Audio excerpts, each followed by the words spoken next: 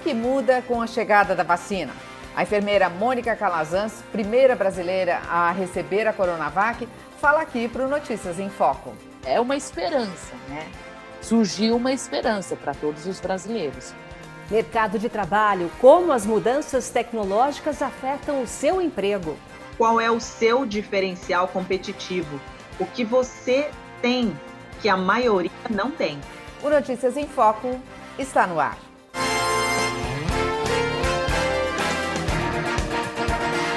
A vacina contra a Covid-19 trouxe esperança e novos horizontes em meio à pandemia.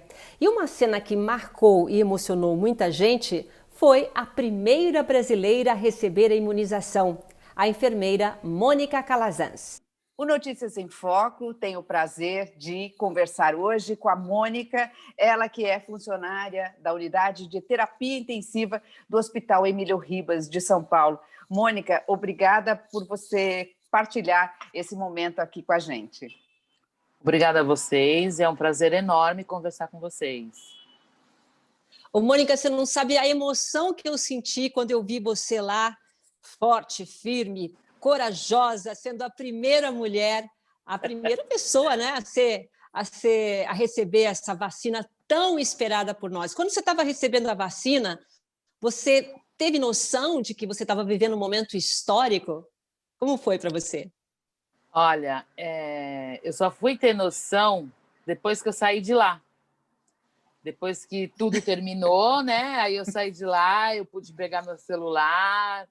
Aí eu fui ter noção, porque aí eu tive que sair pelos fundos do centro de convenções e fui abordada já pelos repórteres.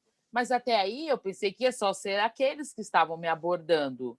Não, isso não foi verdade. Daqui a pouco era uma chuva de repórteres querendo falar comigo, querendo informações. A minha segunda-feira pós-vacina foi de entrevistas praticamente o dia inteiro. Para mim foi um prazer, uma emoção enorme eu ter dado o pontapé inicial para a gente começar a salvar vidas, né? Porque era isso que a gente estava precisando.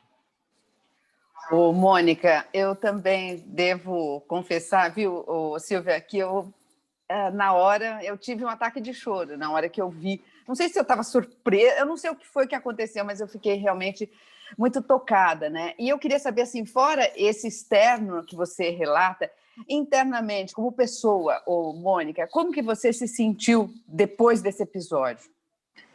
Além de ter uma responsabilidade muito grande, né? Porque eu estou representando um momento único para o Brasil, para os brasileiros, a emoção tomou conta. Depois de tudo, porque eu recebi a vacina, eu estava de plantão, então eu saí de lá, eu voltei para o Emílio para terminar o meu plantão, né? Porque é vida que segue. E aí, chegando em casa, o meu filho estava tentando falar comigo, não conseguia, né? Porque eu estava sem o celular em mãos. E aí meu filho chegou, ele me abraçou e falou para mim: mãe, eu tenho orgulho de você. Você é meu orgulho, eu te amo. Não preciso mais nada, né? Não preciso mais nada. Então, a emoção tomou conta. Eu acho que eu fiquei muito tocada com tudo isso, sabe? Foi assim, eu volto a repetir, uma emoção muito grande. Nunca passei por isso, sabe? Nunca. Então, para mim, você é a primeira pessoa, mulher, enfermeira, eu acho que eu representei bem até a minha categoria, né? Ser vacinada é uma esperança, né?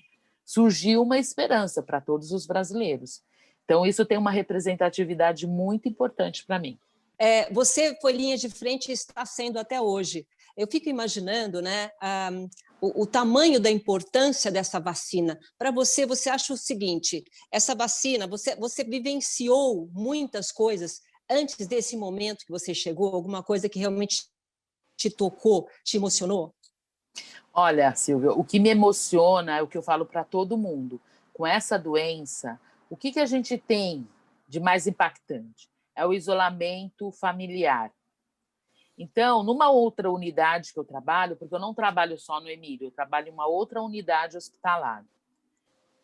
Então, o que acontece? Nessa unidade, nós recebemos pacientes com Covid e com suspeita de Covid. Aquele paciente com uma doença no estágio mais grave, nós temos que transferir ele para um hospital onde tenha recursos para cuidar dele. E o que me mais deixa motivada no momento? É o momento que eu olho para o paciente e para o familiar e falo: o senhor não vai acompanhar o seu familiar na internação, o senhor não pode ir junto dentro da ambulância. Porque ele é um paciente com suspeita ou com Covid, então a gente evita esse contato desde aquele momento. Então a gente tem que isolar ele a partir daquele momento. E o mais triste é você olhar e falar para o familiar que ele não vai junto. Mas eu também não sei, Silvia, se aquele momento vai ser a última vez que ele vai ver o familiar. Porque eu não sei, a partir do momento que eu interno ele em outra unidade hospitalar, eu não sei da evolução dele lá. Né? Então, se torna uma situação mais grave, ele vem a morrer. Então, aquele momento que eu fiz a transferência e o familiar estava junto, é aquele momento. Eu não sei se ele vai ver, é a última vez. Porque aí o contato é só telefônico na maioria dos hospitais. Né? O médico liga às 5 da tarde, 6 da tarde, para passar o estado clínico do paciente. Então, é só aquele contato. Então, isso tudo é muito triste, porque eu já levei pacientes com idades de 70 anos, 80 anos, que são casados e assim nunca se separaram das suas esposas, dos seus maridos. Então, é muito triste a gente ter que quebrar esse vínculo por conta dessa doença. Ô, Mônica, você teve algum efeito colateral da vacina? E mais uma pergunta, dói? Olha, eu não tive absolutamente nada. Sabe o que é nada?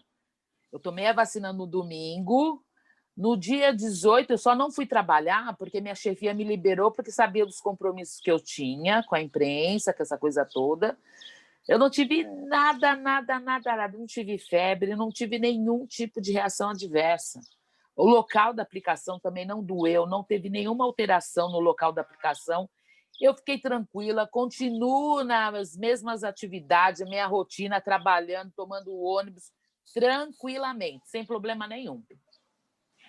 Mônica, eles te deram alguma recomendação?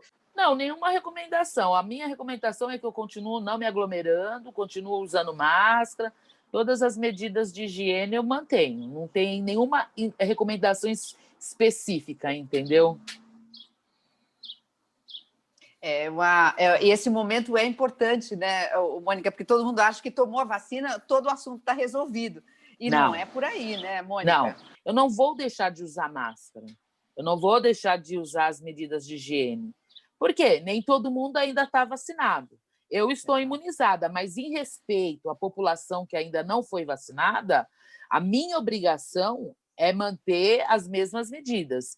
Porque na minha testa não vai estar escrito assim, estou vacinada. Eu vou entrar no mercado, alguma coisa, eu não vou estar uma pulseirinha, uma coleira dizendo eu estou vacinada. Então, em respeito à população, eu vou continuar até todo mundo ser vacinado. Aí, quando for todo mundo vacinado, aí a gente joga fora as máscaras. Mônica, você agora é uma heroína nacional. Você aumentou a sua responsabilidade? Aumentou, né? Agora tem que andar direito, né? Agora eu não posso andar fora da linha, mas assim, aumentou sim, porque eu acho que eu carrego o sonho dos brasileiros nas costas agora, entendeu? Então, é uma responsabilidade muito grande, porque é o sonho de todo brasileiro. Quem que não quer sair dessa prisão que a gente está vivendo há um ano? Quem não quer? Quem não quer voltar a sair na rua tranquilamente, abraçar, beijar, apertar a mão do colega? Eu tô enjoada desse negócio do soquinho, da mão fechada. Eu quero tocar. Não é verdade? Vocês não estão? Eu quero tocar. Eu quero que as pessoas retomem suas atividades, seus empregos. Quanta gente perdeu emprego com essa situação? Quanta gente surtou de ter que ficar isolada? Então, a gente quer retomar nossa vida ao normal. Já chega, né? Então, para dar um basta nisso, a gente vai mostrar para esse vírus que a vacina tem força e ela veio para acabar com ele de fato. Eu acredito nisso. Tá bom. Mônica, muito obrigada, viu, pela sua participação aqui no Notícias em Foco. A gente agradece você. Eu agradeço vocês pelo respeito pela minha história. Um beijo a todos. A Coronavac, a primeira vacina aplicada no Brasil, é produzida pelo Instituto Butantan em parceria com a farmacêutica chinesa Sinovac. É um passo muito importante para o combate à pandemia. Mas isso não significa que a gente vai deixar de lado o hábito de usar máscaras e se livrar do álcool gel. Essas medidas continuam valendo e valendo muito. É o que explica o professor Rogério Trava Airoldi, ele que é físico e também professor do Sistema Objetivo de Ensino. No primeiro momento, a gente não muda nada. É extremamente importante continuarmos usando máscara, distanciamento social, usando álcool gel. Uma vez vacinado, você ainda tem que desenvolver a imunidade. E ainda mais do que isso, você tem que esperar que as outras pessoas ao seu redor também sejam vacinadas. Porque uma vez ser vacinado não quer dizer que você possa transmitir o vírus. Então, tem um pacto social aí, é você se vacinar, continuar se cuidando, para que não passe a transmitir para outras pessoas. O professor destacou a rapidez com que as vacinas foram desenvolvidas. Isso é um marco na nossa sociedade. Tá? Já passamos por várias pandemias. Em nenhuma pandemia a gente conseguiu desenvolver uma vacina a tempo. Hoje, durante a pandemia, já temos uma vacina. Então, a gente pode salvar milhões e milhões de pessoas. O desenvolvimento da vacina contra a Covid mostrou a importância das pesquisas realizadas nas últimas décadas. É um grande feito, assim, essa vacina é a possibilidade de nós vencermos essa pandemia e nos prepararmos para as próximas. O mundo científico mudou. Nunca teve um esforço na área de vacina, na área de imunologia, como se teve esse último ano. Elevou a ciência a um outro patamar. Você tem toda uma pesquisa de base que já tinha sido feita antes, quer dizer, a ciência já caminhou muito antes, e quando veio a pandemia, a ciência estava preparada para desenvolver essa vacina. Então, você já tinha um molde da vacina pré-feito, e aí o que foi é tornar essa vacina específica para o coronavírus. Isso foi verificado, as várias agências ao redor do mundo estão comprovando a eficiência dessas plataformas de vacina. Então, assim, daqui para frente, o desenvolvimento de vacina vai mudar. Essa vacina é mais do que para essa pandemia. É para as próximas pandemias, para as próximas crises sanitárias que vamos ter. Apesar dos avanços, o professor ressalta que existem descobertas que serão feitas agora, com a distribuição das vacinas à população. E aqui uma pergunta muito importante a ser respondida é por quanto tempo que as pessoas ficam imunes à doença. E uma outra coisa, aí vem outras perguntas também, né? Que é qual é a facilidade de desenvolvimento dessa vacina, como que a velocidade com que você produz essa vacina, o custo dessa dose, tá? A logística de transporte, tudo isso você começa a analisar agora na fase 4 agora, e para depois você possa desenhar políticas públicas para qual tipo de vacina que é mais indicado para a sua população, para a sua estrutura de vacinação. O Brasil é um país que tem uma estrutura de vacinação muito diferenciada, muito privilegiada. Quais vacinas se adequam a essa logística? Tem vacinas que, tem uma temperatura muito baixa. Para a nossa realidade, é um pouco mais difícil. Toda a política pública de saúde, o que visa é salvar vidas. A campanha de vacinação é para salvar vidas. É interessante observar nessa entrevista do polaco que ele fala muito bem e destaca com muita propriedade sobre a rapidez do desenvolvimento das vacinas. Isso porque a tecnologia evoluiu muito em um século. Porque se a gente for comparar, por exemplo, com a gripe espanhola, a vacina só saiu dos laboratórios na década de 1940, ou seja, mais de 20 anos depois. E se a gente for comparar com a pandemia de agora, nós estamos falando aí de menos de um ano. E não é pouca coisa, né, Silvia? É a tecnologia a serviço da medicina, né, Malu? E ainda falando de saúde, cerca de 1/3 da população mundial convive com algum tipo de dor. E a dor pode aparecer em diversas áreas do corpo, decorrente de problemas na coluna, articulações, enxaqueca. A boa notícia é que, na maioria das vezes, as dores podem ser tratadas. Das dores de cabeça aos males que afligem as costas, todas as dores merecem atenção e cuidado específico. Quem faz o diagnóstico é um médico especializado no tema, o intervencionista em dor. O Dr. André é um desses profissionais. Membro do Comitê de Educação do Instituto Mundial de Dor, ele também é intervencionista em dor no Hospital Albert Einstein, em São Paulo.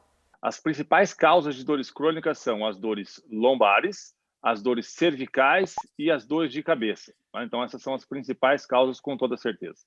Estimativas indicam que 90% dos mais de 7 bilhões de habitantes do mundo já tiveram dor de cabeça. Ela pode ser um sintoma de doenças graves e tem diferentes gatilhos. A enxaqueca, de fato, tem uma incidência muito elevada porque tem desencadeadores importantes como o estresse. O tratamento principal é eliminar os fatores desencadeadores, além de usar alguns medicamentos profiláticos, como alguns antihipertensivos, alguns antidepressivos ou anticonvulsivantes. Essa é a base do tratamento do paciente com enxaqueca. Já as dores na lombar são multifatoriais. Elas podem ser relacionadas ao sedentarismo, fatores genéticos e até o tabagismo. As dores nas costas representam a principal causa de incapacidade do mundo. Os estudos mostram bastante isso. E não só tem o absenteísmo, que é o paciente que se afasta do trabalho. Existe o presenteísmo, que é o paciente que vai ao trabalho, mas não consegue produzir devido ao quadro de dor. O sedentarismo vai levando a um desbalanço osteomuscular importante, e isso é um principal fator desencadeador das dores nas costas. Então, a principal forma de prevenção, com toda certeza, é a prática regular de exercícios físicos. Dor é um sentimento muito particular. Algumas pessoas toleram mais, outras menos. Entretanto, a pior dor do mundo existe. É a neuralgia do trigêmeo. Ela representa uma disfunção do nervo trigêmeo que inerva o rosto. Então, o paciente tem choques muito fortes na região do rosto. Ela é considerada a pior dor porque, de fato, essas dores são excruciantes. É como se o paciente, de fato, colocasse o rosto em uma fonte de energia elétrica. É assim que o paciente refere para a gente. As crises, elas são desencadeadas por fatores quaisquer, como falar, mastigar, escovar os dentes, eventualmente se maquiar ou fazer a barba. O tratamento envolve o uso de medicamentos anticonvulsivantes. Nos casos onde isso não é eficaz, nós podemos fazer tratamentos como a radiofrequência do trigêmeo ou a compressão do trigêmeo por balão. Se persistir por mais de 3 meses, a dor já é considerada crônica e existem diferentes tipos de tratamentos. A doença em si, ela não representa única e exclusivamente uma lesão na coluna, uma lesão naquele tecido, naquela estrutura muscular, mas que ela envolve muito mais coisa, inclusive uma questão de estresse e o psicológico do paciente. E com relação ao tratamento, nós temos cada vez mais tecnologias ao nosso dispor. Então, hoje, por exemplo, eu consigo colocar um eletrodo na coluna do paciente, e esse eletrodo é ligado a um gerador, como se fosse um marca-passo, que emite um impulso elétrico para inativar aquela dor. Esses representam um dos tratamentos mais avançados para as dores crônicas atualmente. E veja, a medicina intervencionista da dor é uma especialidade recente. Ela só foi reconhecida pelo Conselho Federal de Medicina em 2011. E definitivamente a tecnologia tem revolucionado a medicina. Ela é também a principal responsável por mudanças no mercado de trabalho. Com a internet das coisas e a inteligência artificial, atividades corriqueiras passaram a ser feitas por programas de computadores. Mas, com a chegada da pandemia, a digitalização deixou de ser uma tendência para tomar conta do nosso dia a dia. Educação online, telemedicina, varejo digital.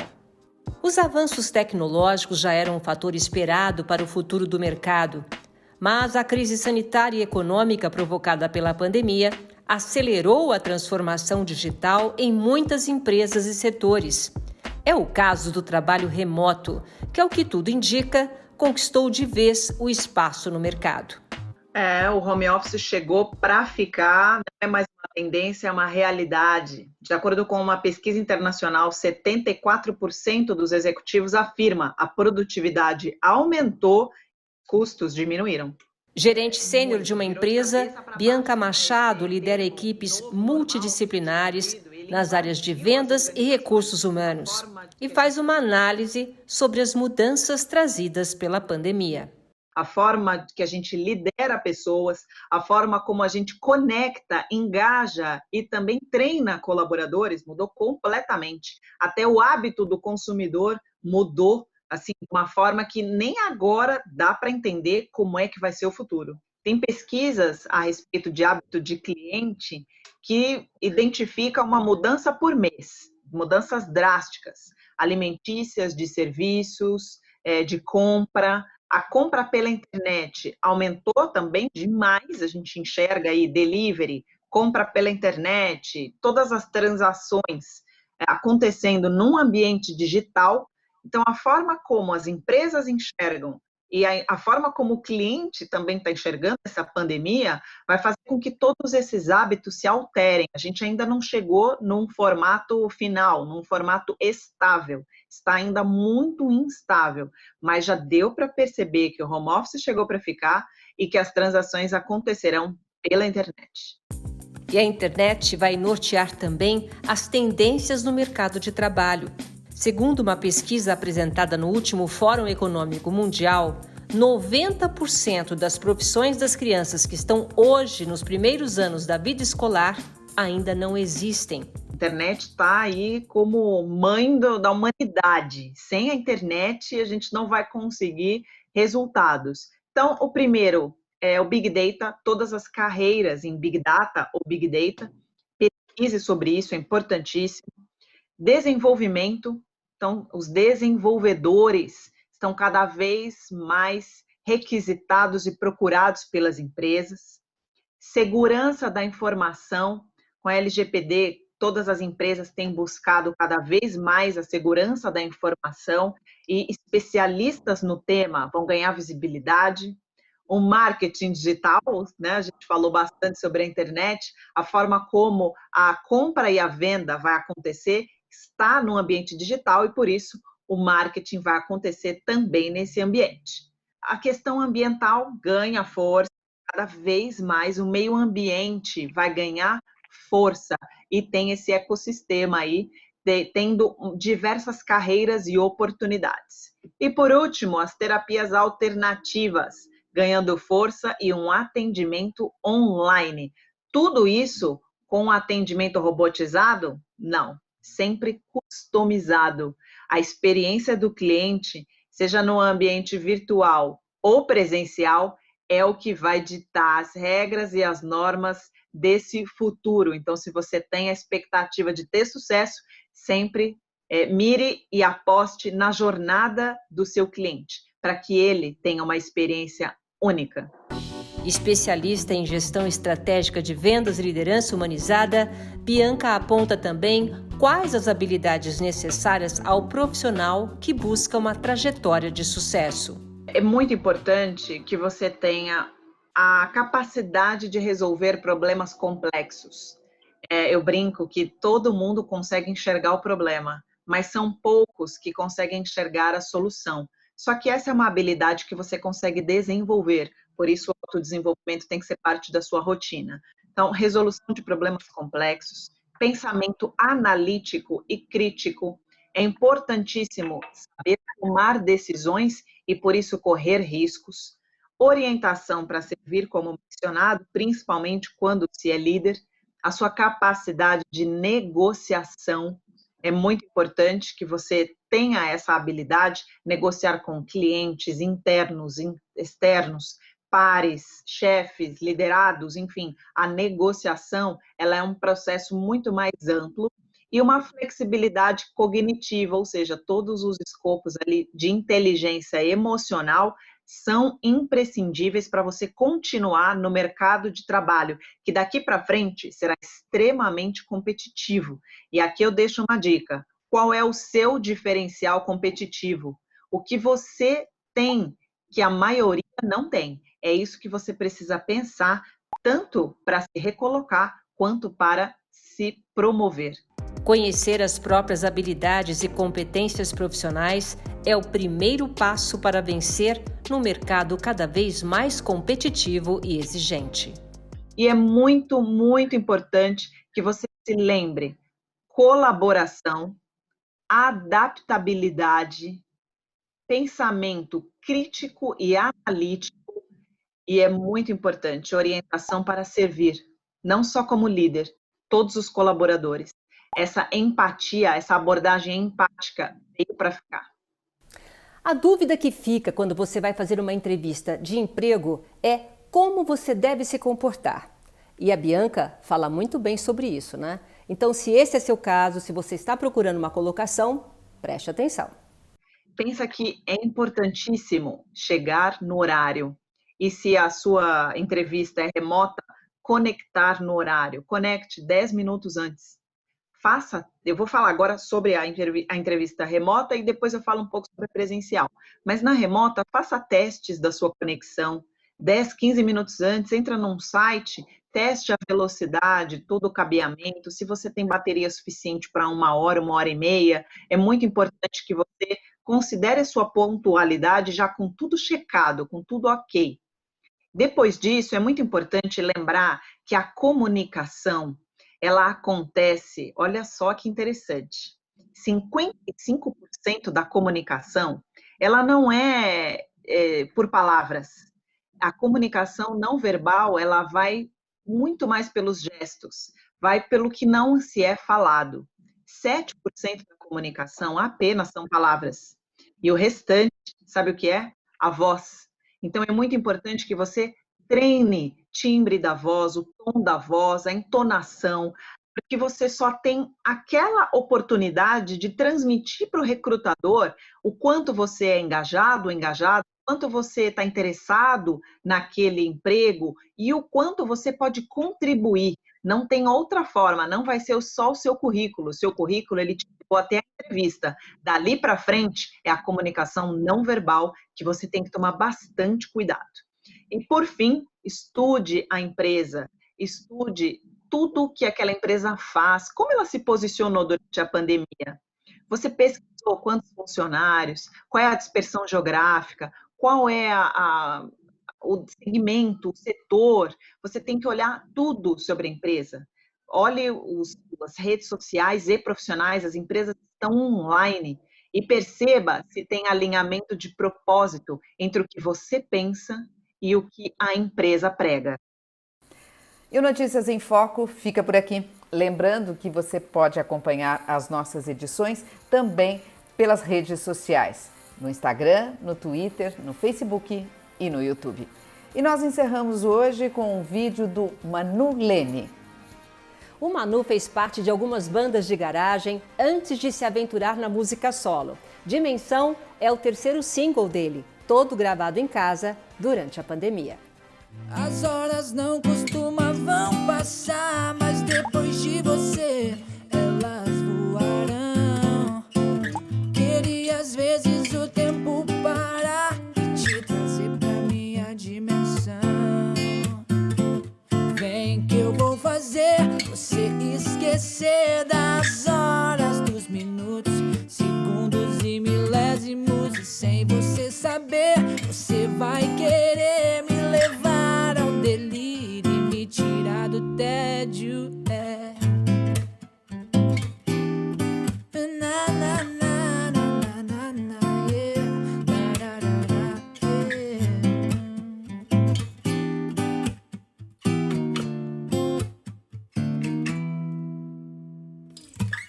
Eu até tento, não me hipnotiza com teu poder de sedução. Minha mente tenta até se concentrar, mas você toma minha atenção. Eu procuro até disfarçar, mas daí você vem sem pretensão. Sorrindo e consegue me ganhar. Eu perco o poder de reagir. fazer você esquecer